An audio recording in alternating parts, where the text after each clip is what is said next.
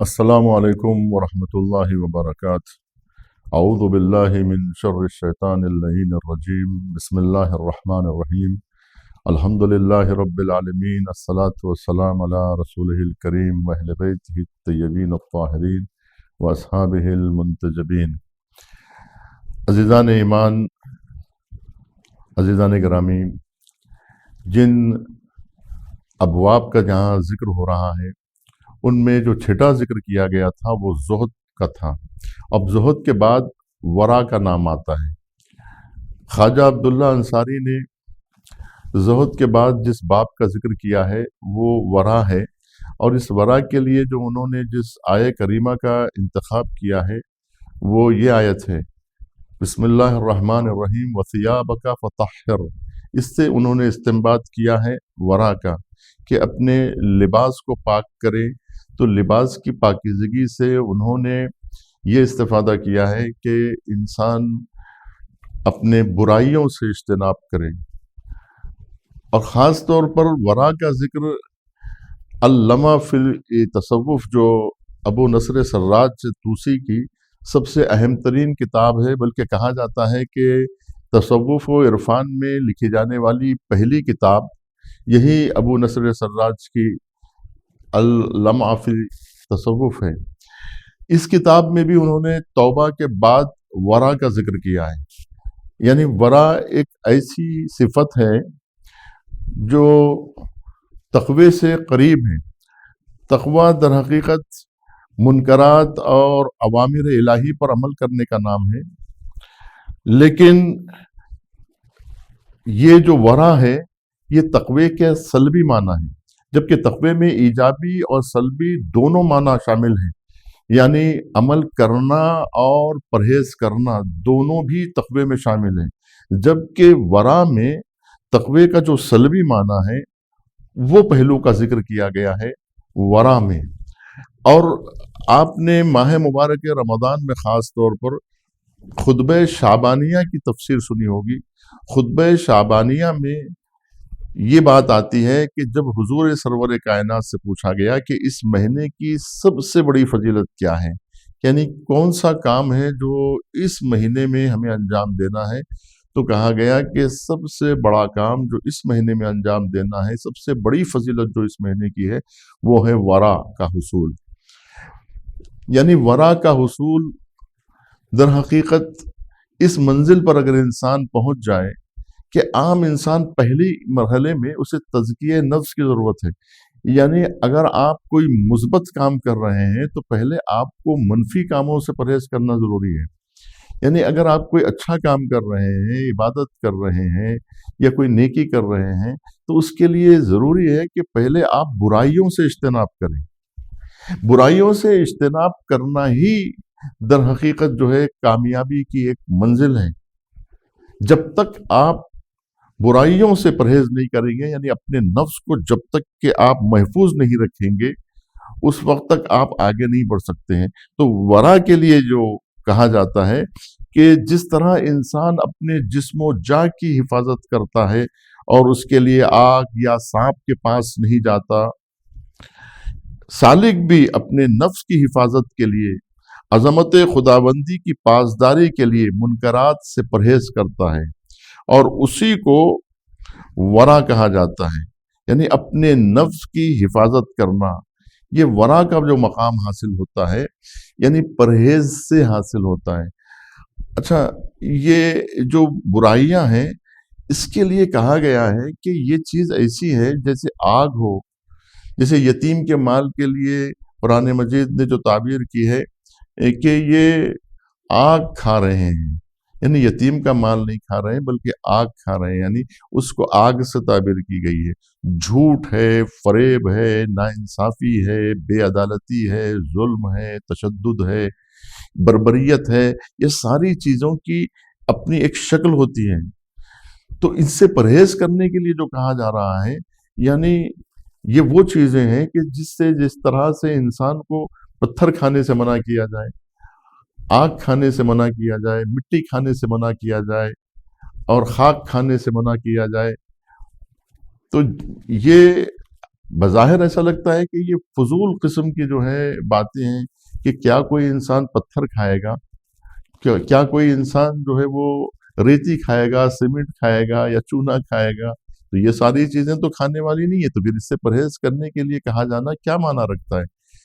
सुना जाता है कि किसी दानिश्वर ने, किसी आरिफ और दरवेश ने एक मिसाल के ज़रिए से लोगों को समझाया है कि वो झाड़ के नीचे बैठे हुए थे एक दरवेश, और उन्होंने उस जो झाड़ था, जो दरख्त था, उस दरख्त के ऊपर एक बोर्ड लगाया हुआ था, और जहाँ वो बैठे हुए थे वहाँ वो जो है अतराफ में जो है वो पत्थर और ईंट और जो है इस तरह का की जो है सारी चीज़ें थी।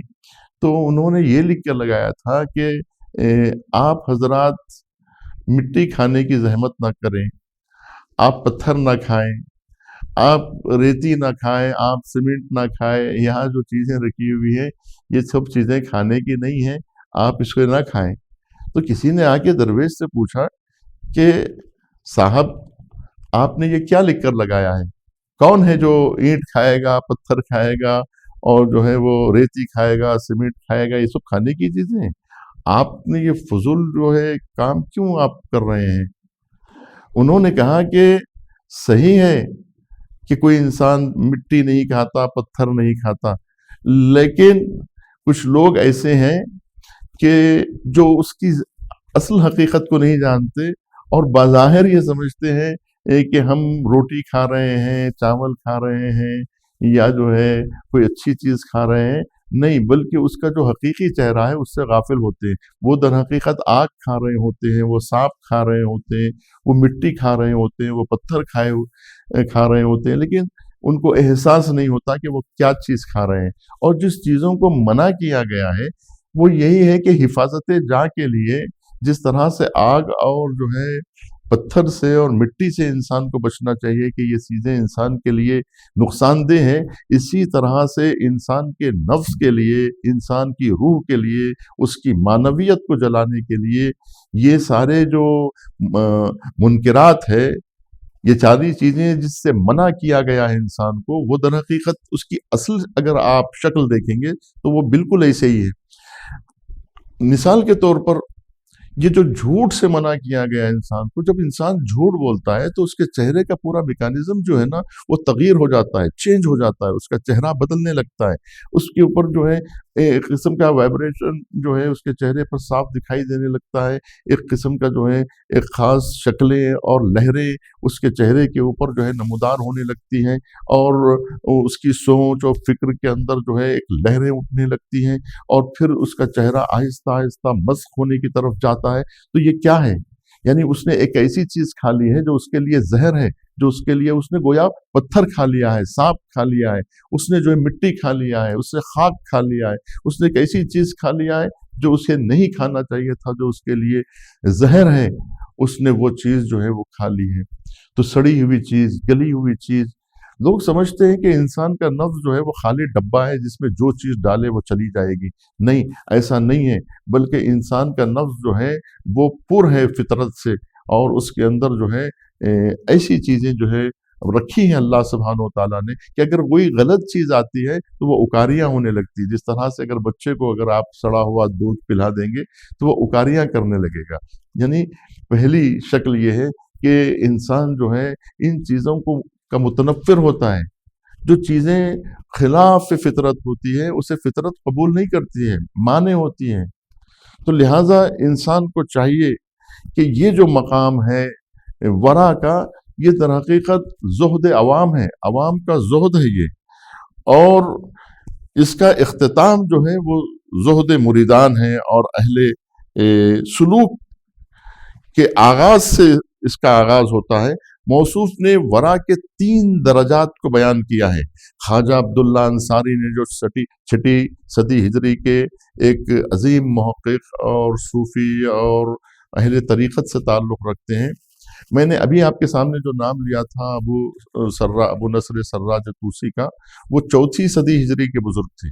लेकिन उनके बाद आकर जो है ख्वाजा अब्दुल्ला अंसारी ने एक ऐसी तरीक़त की मिसाल कायम की और वो दर्जात पेश किए हैं وہ مراحل کو پیش کیا ہے جو واقعاً تمام صوفی اور تمام عرفاء کے لیے مشعل راہ ہے۔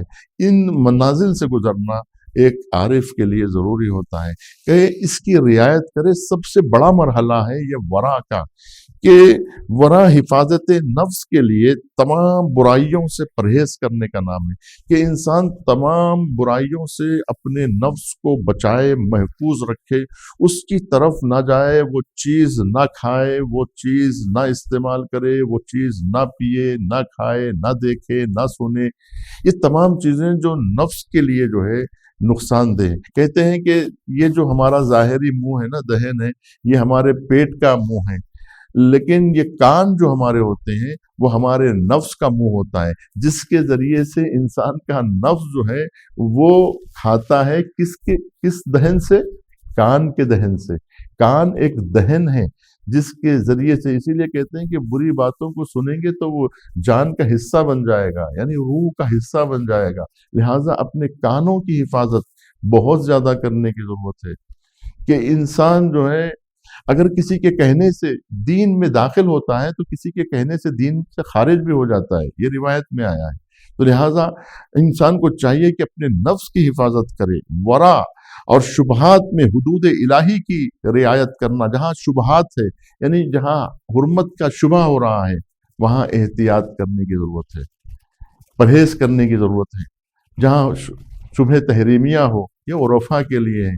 اسی لیے ہم کہتے ہیں کہ عام انسانوں کے لیے احکام ہیں، لیکن عرفاء اور اہل تصوف کے لیے، اہل طریقت کے لیے اور اہل سلوک کے لیے ان کے احکامات الگ ہیں، کیونکہ انہیں حفاظت کرنی پڑتی ہے اپنے نفس کی، شبہات سے بھی انہیں پرہیز کرنا پڑتا ہے، تمام برائیوں سے انہیں پرہیز کرنے کی کوشش کرنا پڑتا ہے، حدود الہی کی رعایت کرنا پڑتا ہے۔ اس کے لیے جو ہے جد و جہد کی ضرورت ہے۔ تیسرا مرحلہ جو بتایا گیا ہے وہ تفرقہ دل سے پرہیز ہے، یعنی انسان اضطراب قلبی سے پرہیز کرے، وہ چیزیں جو دل کے تفرقے کا سبب ہے، انتشار قلبی کا سبب ہے اور انتشار ذہن کا سبب ہے، قلب و دماغ کو جو پارا پارا کر دیتے ہیں، ان نظریات، ان افکار اور ان خیالات سے اپنے دل کو بچانا، اپنے ذہن کو بچانا، پرہیز کرنا۔ اور یہ چیز جو ہے ورع کا درجہ کہلاتا ہے، کہ جہاں ورع انسان میں ہر طرح کے اضطراب اور انتشار قلبی سے انسان کو بچاتا ہے اور دل میں یکسوئی اور وحدت پیدا کرتا ہے۔ والسلام علیکم ورحمۃ اللہ وبرکاتہ، وآخر دعوانا الحمد للہ رب العالمین۔